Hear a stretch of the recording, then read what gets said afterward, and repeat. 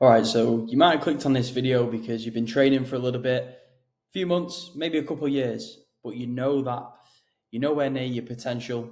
You feel like maybe something's missing, and ultimately, you want faster progress. So here is me at 17 on the left-hand side. Kind of athletic physique, but pretty skinny looking, and I had no real routine, structure, or plan in place. And then on the right, you can see I've got quite a well-developed physique, and this is me within the last couple of weeks with a clear roadmap, clear structure, and a clear routine. I wanted to make this video because there's a lot of misinformation out there. There's so much information on the internet. You need to do this, you need to do that. But the reality is it just comes down to a few main pillars and implementing them correctly. So the four main pillars are going to be training, nutrition, sleep and recovery, and supplements. So first of all, training. I see a lot of guys, they're winging it. They're going into the gym, they're just throwing a few weights around. And unfortunately, that isn't going to build you the physique that you want. You need to be going into the gym with a clear roadmap and a clear strategy of what you want to achieve. And ultimately, your program needs to fit around this. So if you're a guy right now and you're wanting to build muscle and you're just going in and you're doing a few bicep curls here and there, or a bit of chest press, bit of shoulder press, you're not actually training. Well, this is a problem because that's not going to stimulate muscle growth. You have to have a clear structure and plan in place. Second thing, progressive overload. If you're going into the gym and you're not aiming to get stronger week by week, then that's a huge problem because you need to give your muscles a reason to grow. And I don't necessarily mean you don't have to be getting stronger every week. But for example, if you're doing 30 kilos on a shoulder press, right? If you're doing 30 kilos and you get 10 reps, the next week you want to try and get 30 kilos on 11 reps. And then the next week, 12 reps, and then you progress the weight. So like I said there, it doesn't have to necessarily be 30s, 32s, 34s, because realistically, every single week, you're not going to be able to do that because, by week 10, 12, you'll be on 60 kilos, which isn't going to happen. But if you can add a few extra reps, then that is all progressive overload, all right? Next thing, you need to be tracking your lifts. You need to analyze and you need to know that you are progressing. So you need to track your data over a long period of time, because if you're not seeing an upward trend of strength, then you might be under fueling, which I'll come on to. You might not be executing your lifts properly. And that kind of ties into the bottom one as well. There's no point going into the gym and ego lifting and just throwing anything you can around. So focus on your form, perfect your form, make sure you're lifting properly and correctly, and then aim to get stronger ultimately every single week. A couple of training programs that you could follow. So if you're short on time and you haven't got a lot of time to go to the gym, 3 days a week, push-pull legs is a great one. Or you could even do an upper-lower split 4 days a week. I would avoid, if you're starting out, or even sort of like an intermediate gym goer, I would avoid like a bro split where you're just doing chest, shoulders, back, arms, legs. I believe that you can get more volume in through other ways, such as a push-pull legs and even pairing muscle groups together. So yeah, push-pull legs is a great one to go with. It's hitting everything you need, plenty of volume in there as well. Okay, so the next thing, nutrition. And this is where a lot of guys are messing up. So you want to be aiming for majority whole single ingredient foods. Cut out and eliminate as much processed foods as possible, because people talk about, it's just calories in, calories out. Scientifically, yes, but in terms of how you perform, look and feel, absolutely no. So, when you eat more processed foods, your skin looks worse, your energy's off, you don't perform as well in the gym. So this kind of cancels out the argument it's just about calories in, calories out, because think about it, if you're eating a lot of processed foods and you're not performing as well as you could be in the gym because your energy's off, then that's going to affect your muscle growth. So yeah, eliminate as much processed foods as possible. Next thing, have a clear protein goal. So you want to be aiming for 1 gram of protein per pound of body weight. It's a bit of a benchmark. Sometimes I get it, you're not always going to hit it, but you need to be at least sort of aiming for that if you can, in and around that. And that's obviously going to support your muscle growth recovery. Next thing, the 80-20 rule or the 90-10 rule. So this is something that I implement myself and for my clients. And whether it's an 80-20 or 90-10 sort of depends on where you're at within your physique. So what I mean by this is, let's take the 80-20 rule. So 80% of the whole single ingredient foods, and then 20%, with some foods that you enjoy. I'm not saying you have to completely eliminate every single processed food, because I don't myself. I enjoy chocolate, I enjoy burgers, I enjoy pizza. So we don't have to cut it all out. But what we have to do is, majority, we focus on the clean, whole foods. Of course, you've got to have a bit of enjoyment in your life as well. And it also helps with adherence and sustainability long term. You're not just going to stop eating pizza or stop eating burgers or ice cream. It's unrealistic. But the problem is, a lot of guys are having more like 50-50 or 60-40. So if you're a guy at the moment and you're on if you analyze your diet and you're like, I'm probably having 40-50% of processed foods, well, let's switch that and move that more up to 80%.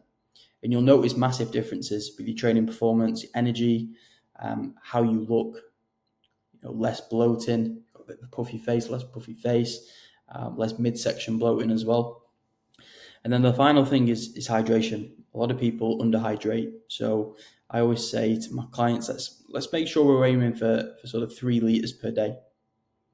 Again, that's going to help with your recovery, your digestion as well. And the third pillar is sleep and recovery.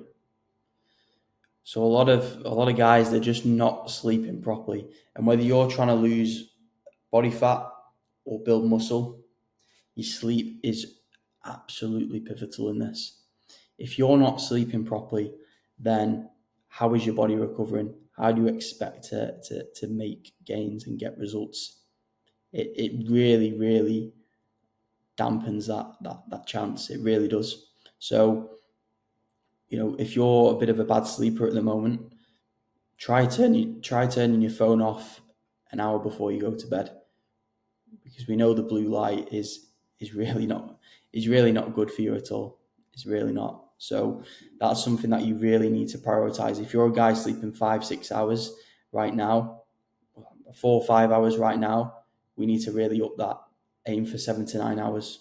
That's going to help you recovery. Again, for the next day, if you're going into a session and you've only slept 4 or 5 hours the previous night, your performance is going to be affected. So try and get consistent with sleep and wake up times. It's something that I've implemented. Not perfect with it, but it definitely helps, because over the last few days, I've let that slip. And I've not been waking up when I usually would wake up. And even though it was like an hour later, it wasn't ridiculously late. I was waking up at like 7 o'clock, 7:30. But I was previously waking up a couple of weeks ago at 5:30, 5:45, and I felt way more productive. So try and get consistent with the time you go to bed and the time you wake up. It makes a massive difference to your routine. Another thing as well is don't overtrain. A lot of other guys just take it too far. You don't have to be in the gym 6 days a week, 6 days in a row. So I like to go for the approach of 3 days on, 1 day off. or even 2 days on, 1 day off, depending how hard, your sessions have been.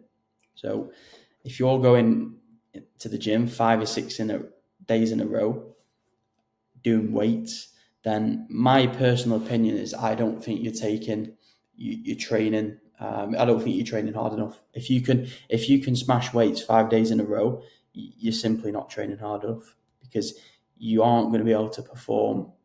Like how do you expect, right, on day 5 in a row to perform at the same level as day 1 and day 2? Think about it. It's just not happening.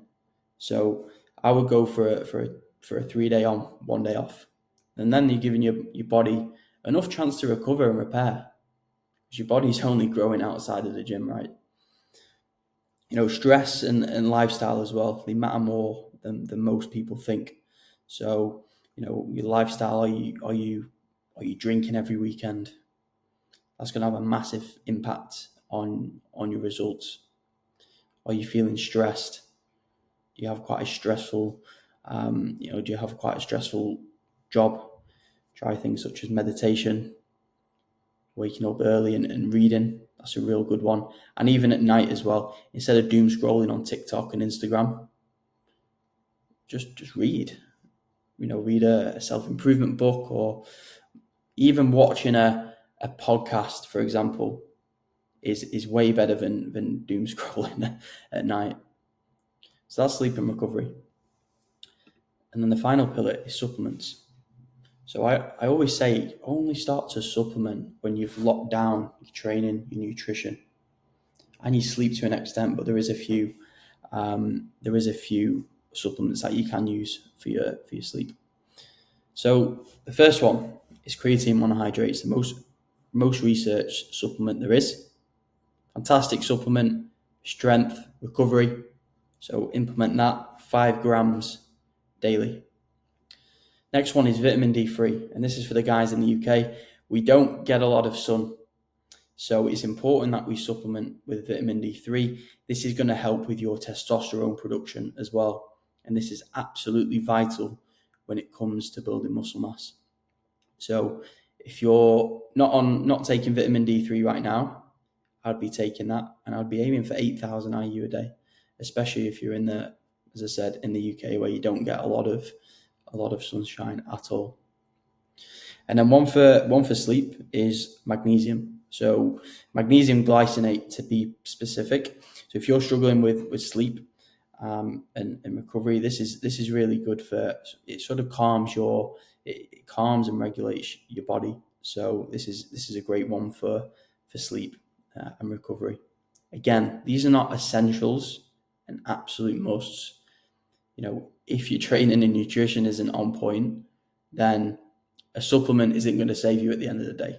But if you've locked down, the 3 previous pillars, then of course, let's supplement as well. Don't waste your money on fat burners or hype products. There's no such, fat burners are absolute bullshit. They don't work. It's nonsense. So don't waste your money on any of these magical sort of supplements. It's rubbish. And the last thing is consistency and discipline. You need to show up for yourself day in, day out. That doesn't mean going to the gym day in, day out, but that means, are you eating properly? Are you sleeping properly? Are you recovering well? And that ties into, consistency as well. We're not striving for perfection. We want to be consistent over a long period of time. So again, 80-20, 90-10.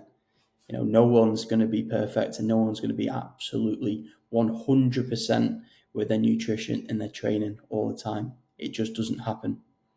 But you need to stick with it. You need to not look for them short-term quick fixes. And I know it's very easy these days with social media. And I'll always keep it real. There's no quick fix. There's no fad. There's no magical diet or anything like that. It's consistency, and it's doing the things that I've gone over in the previous slides. If you lock down your training, you train properly, you train hard, you aim to get stronger, and you have a clear, structured program, your nutrition, if you eat majority whole foods, you're hitting your protein target, and you are recovering properly and sleeping properly, you will get fantastic results. There is absolutely no doubt. So I hope you enjoyed this video. I hope you got some value from it, and I will catch you in the next one.